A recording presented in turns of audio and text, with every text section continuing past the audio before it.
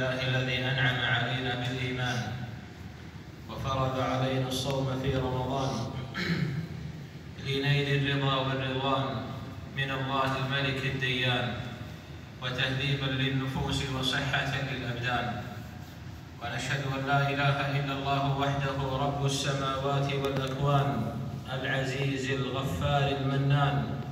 ونشهد أن سيدنا وقائدنا وشفيعنا محمدًا عبد الله ورسوله، إمام العادلين وقدوة العاملين وسيد المجاهدين القائل: إن الله عز وجل يبسط يده بالليل ليتوب مسيء النهار، ويبسط يده في النهار ليتوب مسيء الليل حتى تطلع الشمس من مغربها. صلى الله عليه وعلى آله الطاهرين وصحابته الغر الميامين، ومن تبعهم واقتفى أثرهم وسار على دربهم بإحسان إلى يوم الدين. أما بعد، عباد الله، فاتقوا الله تعالى وراقبوه وأطيعوه، واتقوا يوما ترجعون فيه إلى الله، ثم توفى كل نفس ما كسبت وهم لا يظلمون. أيها الصائمون، في أول يوم من أيام شهر رمضان المبارك نهنئ أنفسنا والمسلمين ببلوغ هذا الشهر العظيم، جعله الله مباركا على أمة الإسلام وعموم المسلمين في مشارق الأرض ومغاربها. أهله الله علينا بالأمن والإيمان والسلامة والإسلام والعز والنصر والتمكين للمسلمين.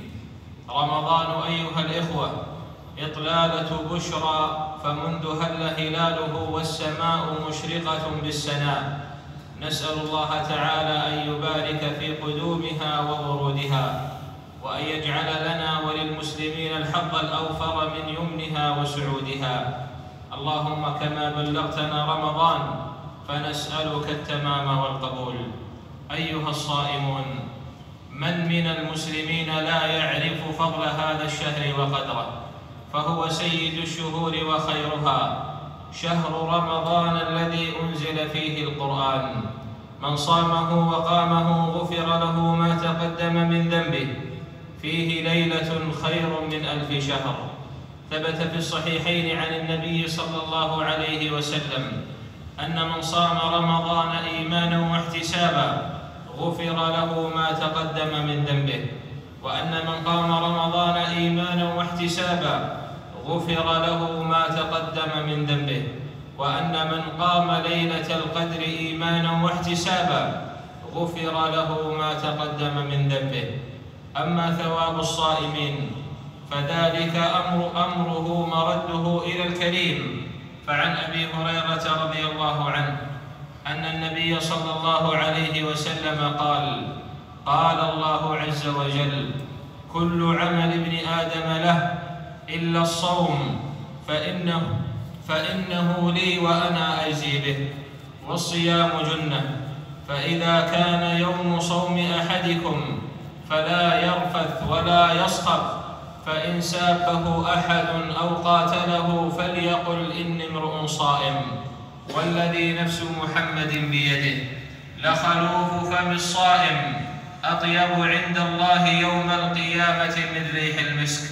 وللصائم فرحتان يفرحهما: إذا أفطر فرح بفطره، وإذا لقي ربه فرح بصومه. رواه البخاري ومسلم.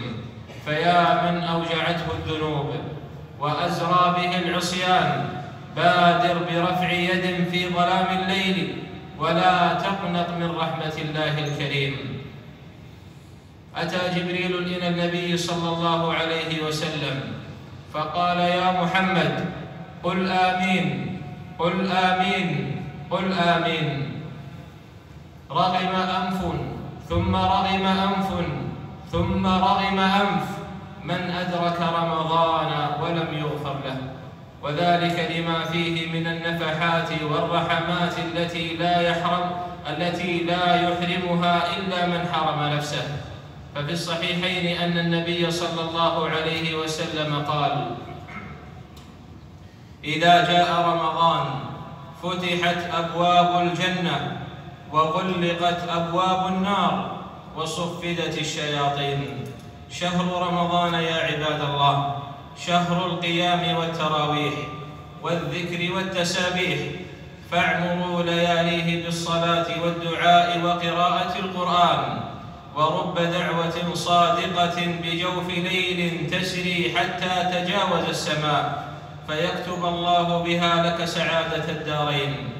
رمضان شهر القرآن، حيث كان جبريل عليه السلام يلقى النبي صلى الله عليه وسلم فيه في كل ليلة فيدارسه القرآن.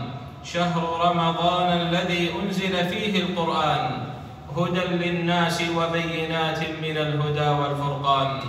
أيها الصائمون، الجود والإنفاق مرتبط بالقرآن، فعن ابن عباس رضي الله عنهما قال: كان النبي صلى الله عليه وسلم أجود الناس، وكان أجود ما يكون في رمضان حين يلقاه جبريل فيدارسه القرآن. فلرسول الله صلى الله عليه وسلم حين يلقاه جبريل أجود بالخير من الريح المرسلة، رواه البخاري. وذلك أن رمضان يا عباد الله شهر يجود الله فيه على عباده بالرحمة والمغفرة والعتق من النار والرزق والفضل، فمن جاد على عباد الله جاد الله عليه. فيا من أفاء الله عليه من الموسرين، إن الله هو الذي يعطي ويمنع ويخفض ويرفع، هو الذي استخلفكم فيما رزقكم من أموال لينظر كيف تعملون. والمؤمن يا عبد الله في ظل صدقته يوم القيامة، وما أنفقتم من شيء فهو يخلفه وهو خير الرازقين. ولن يعدم الموسر محتاجا يعرفه بنفسه أو جهات موثوقة تعينه على صدقته وبره وعطائه. بارك الله لي ولكم في القرآن العظيم، ونفعني وإياكم بما فيه من الآيات والذكر الحكيم. أقول ما سمعتم وأستغفر الله العظيم لي ولكم من كل ذنب، فاستغفروه إنه هو الغفور الرحيم.